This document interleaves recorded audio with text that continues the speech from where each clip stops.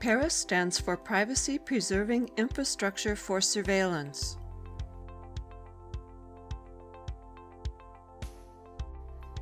Surveillance systems are computer systems which help human operators protect an environment by detecting threats even before they occur.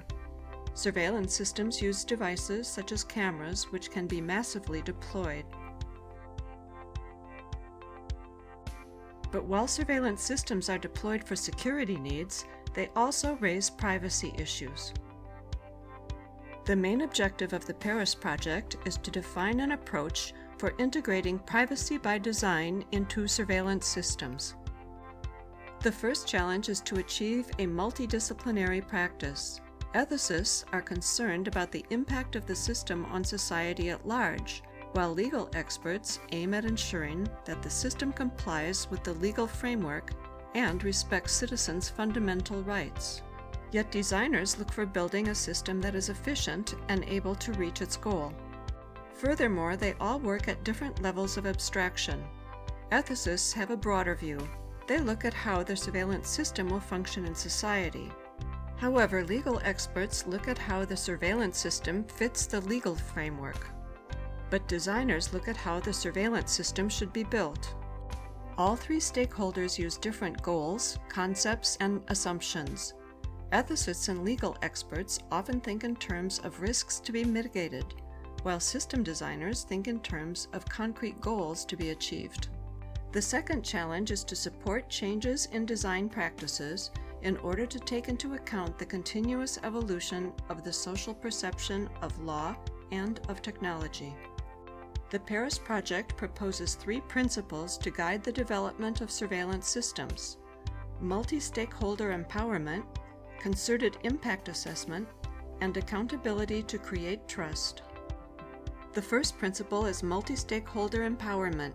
This means taking into account the objectives of 3 groups: the surveillance system stakeholders, the data protection stakeholders, and public opinion and civil society. The second principle is concerted impact assessment. This means that security risks justifying surveillance, as well as privacy risks created by surveillance, must be jointly assessed to ensure that surveillance measures are proportionate to their objectives, in particular in light of their impact on privacy. The third principle is accountability to create trust. This means that transparency and auditability measures are added during the entire life cycle of surveillance systems.